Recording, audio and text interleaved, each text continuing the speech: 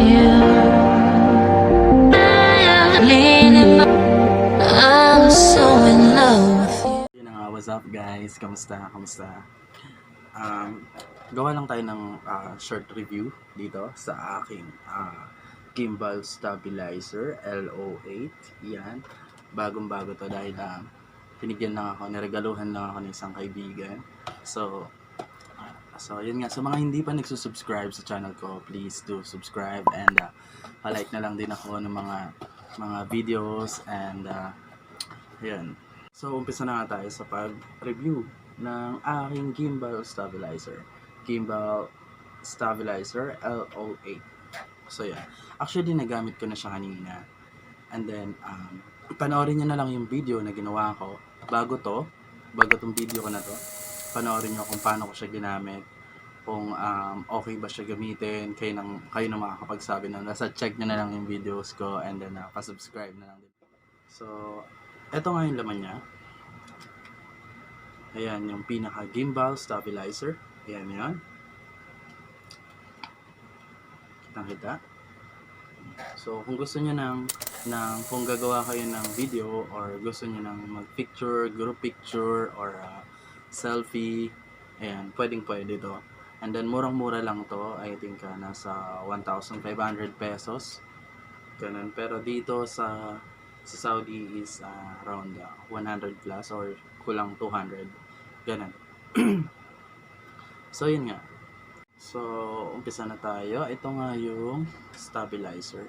So, pakita ko sa inyo kung paano siya gagamitin. Okay? Then, una, tingnan muna natin yung mga laman. Ang laman niya is syempre, yung manual. Ayan. Ayan yung manual niya.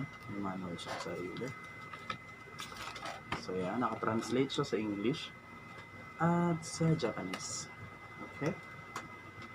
So, yan. At, ayan pa yung nasa loob niya. May kasama din siyang charger. So, yun nga. Inulit ko na order siya online. Murang-mura lang. Sa mga gustong bumili nito, search nyo lang sa online yung gimbal stabilizer LO8. Then makikita nyo yung mga available na mga cash on delivery na application. Ganun. Yan. Pwede kayong mag-order doon. So, ganito. Paano nga ba siyang gamitin? Turuan ko kayo kung paano gamitin. So, kailangan lang muna is buhayin natin yung stabilizer na to. Ito yung power niya. Nakikita nyo? And yung power niya sa gilid. Pindutin nyo lang siya ng 1 to 2 seconds. Then, iilaw siya. Iilaw na siya ng green. Okay? Ayan. So, hindi na siya mag-move. Kung gusto nyo siya naka-landscape, pwede yan. Habang nag-video kayo, ganyan. Okay?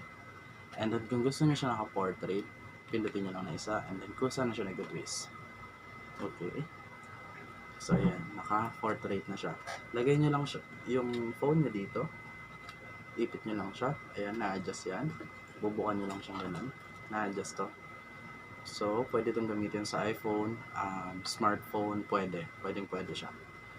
And then, gusto nyo naman na naka-focus lang or naka-portrait lang, meron siyang lock dyan sa likod. Ayan yung lock. So, ilalak lang natin siya. Pataas. Then, kung i-unlock nyo is pababa. Ay, ang tigas na kasi. Kaya kailangan daan-daan lang. Medyo bago pa kasi. Ayan. So, ayan, nakalock na siya. Hindi na siya gagalaw. Kahit pindutin nyo siya dito, hindi yan gagalaw. Okay? And then next, sa pag-bend nito, ng pinaka-body niya, meron siyang tornilyo dito na parang plastic. Plastic to na tornilyo. Kung ako sa inyo, luwagan nyo na lang muna. Luwagan nyo siya, saka nyo siya i-move. Kasi, plastic lang siya.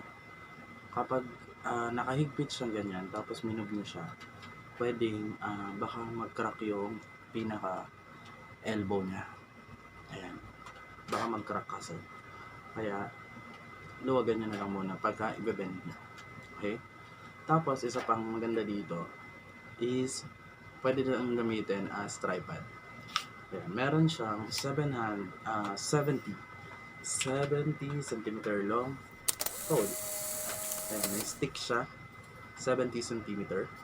So, pwede nyo siyang gamitin pang selfie or groupie or anything. Pwede nyo siyang gamitin. Basta about picture. Okay? So, kung gusto niyo naman na mag-group photo kayo or pwede nga siyang gamitin pang family photo is na meron kayong instant na photographer. So, i-ano nyo lang siyang ganyan. Tapos, meron siyang paa. Meron siyang sariling stand. Medyo matigas pa kasi. Bago pa kasi siya, ang hirap lang. So, yun yun. Ito yung pinaka-paa niya. Yung pinaka-stand. Ayan. Tayo nyo lang siyang ganyan. Ayan. Pwede siyang gawing photographer. Instant photographer. Diba? So, ngayon, kung magtitake kayo ng picture, family nyo. So, sino nga bang pipindot? Siyempre kayo. Pero paano nyo pipindutin, diba? So, ganito. Meron siyang remote dito. Okay?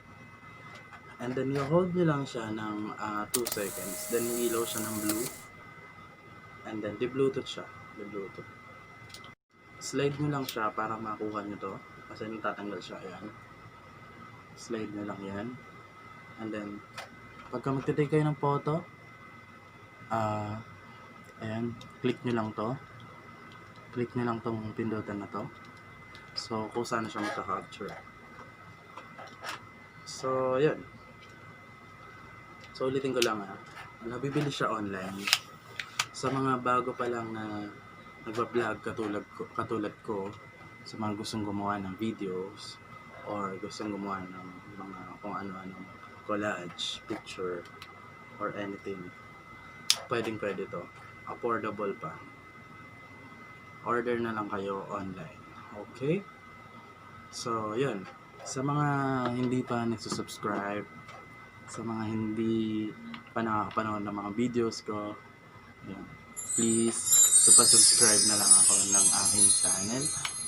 Then, para maging updated kayo sa mga araw-araw ko na videos. Okay? Thank you so much and see you again.